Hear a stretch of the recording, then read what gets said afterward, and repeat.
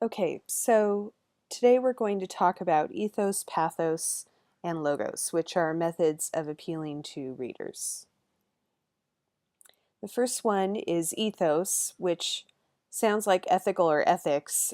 This is when a person or entity presents itself as having good sense, good moral character, or goodwill to make the argument more believable. Essentially, it's someone saying, you should trust me because I'm an expert or I've had experience with this situation or this subject. So here are a couple of more concrete examples. I have a PhD in this topic, so you should trust me. I've been championing, I can't even say that today, immigrant rights for the last 25 years. You should vote for me. I'm an amazing athlete who's wearing Nike or some other brand of clothing. You should buy this product. Or a Tom's video on YouTube that presents the company as a charitable organization, which is what we're going to watch now.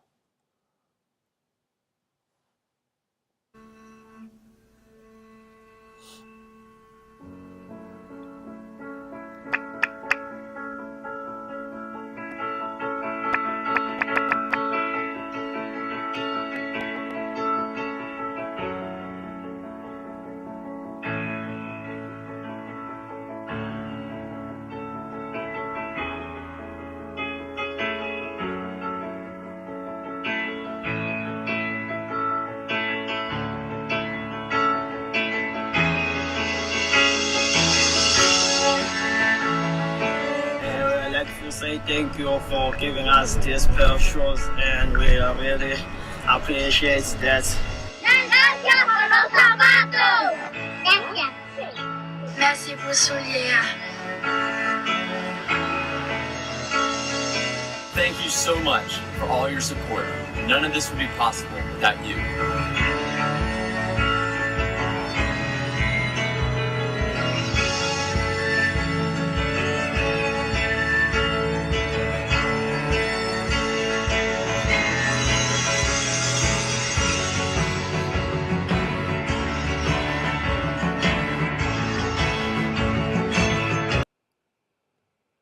Okay, so here you have a lot of images of charity, right? The juxtaposition of people purchasing the shoes here and people who are receiving the shoes from other countries, different languages, all saying thank you. The owner of the company saying thank you, that we couldn't do this without you. And all of this makes you feel like you're contributing to something larger that's more benevolent, and therefore that's essentially a use of ethos. Um, our company is wonderful because we help people, and you are a part of that.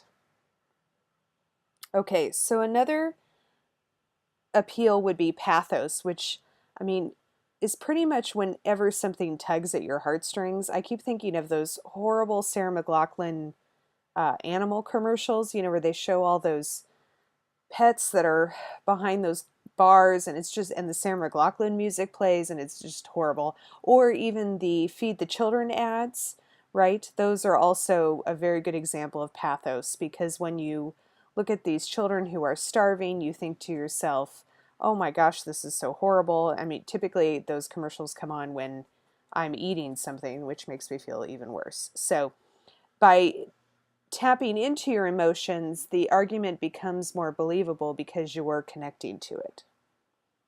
So if you look at this ad for the Humane Society of the United States, the image of the dog who looks victimized, right? And then it's right below, oh, I just noticed that, the shadowy figure with the fist. That's horrible. Oh my God. Okay, so see, this is what happens. So then you see these wordings, in a violent family, everyone could be a victim. And when you think of a pet, I mean, a pet is a part of a household, but the use of everyone is that's a human pronoun, right? And yet, in this case, they're using that to remind you that animals are essential parts of a family, right? And in doing so, they're hoping to get you to take action by providing havens for pets in a neighborhood, haven for pets that have been in abusive homes. Okay, so the last one is logos, and logos is actually the logical or rational portion of an argument, right? It's when you use sound reasoning to communicate one's position.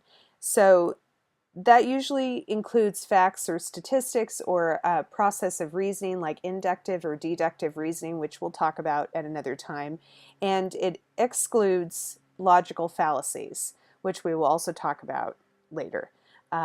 But the point is that what you're presenting is truthful and you're not making any unfair connections. So in the next video, we're going to look at a clip from the story of Stuff. I don't know if any of you have seen that or not, but this particular clip focuses on the distribution of products and how that contributes to consumption and waste. So Annie Leonard uses logos to argue her point. So what happens after all these natural resources are turned into products? Well, it moves here for distribution. Now, distribution means selling all the toxic contaminated junk as quickly as possible. The goal here is to keep the prices down, keep the people buying, and keep the inventory moving. How do they keep the prices down?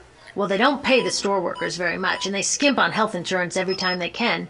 It's all about externalizing the costs. What that means is that the real costs of making stuff aren't captured in the price. In other words, we aren't paying for the stuff we buy. I was thinking about this the other day. I was walking to work and I wanted to listen to the news, so I popped into a Radio Shack to buy a radio. I found this cute little green radio for $4.99. I was standing there in line to buy this thing and I was thinking, how could $4.99 possibly capture the cost of making this radio and getting it into my hands? The metal was probably mined in South Africa. The petroleum was probably drilled in Iraq. The plastics were probably produced in China. And maybe the whole thing was assembled by some 15-year-old in a maquiladora in Mexico. $4.99 wouldn't even pay the rent for the shelf space it occupied until I came along, let alone part of the staff guy's salary who helped me pick it out, or the multiple ocean cruises and truck rides pieces of this radio went on. That's how I realized I didn't pay for the radio. So who did pay? Well, these people paid with the loss of their natural resource space. These people paid with the loss of their clean air, with increasing asthma and cancer rates. Kids in the Congo paid with their future. 30% of the kids in the Congo now have dropped out of school to mine coltan, a metal we need for our cheap and disposable electronics. These people even paid by having to cover their own health insurance. All along this system, people pitched in so I could get this radio for $4.99, and none of these contributions are recorded in any accounts book. That's what I mean by the company owners externalize the true cost. Okay, so here, it's not that she's just using logos. I mean, obviously there's a little bit of pathos going on here too, but she takes the concept of externalized costs and gives you concrete examples to kind of understand what is going on here, and then she gives you the percentage of the kids of the Congo who have to drop out of school in order to mine.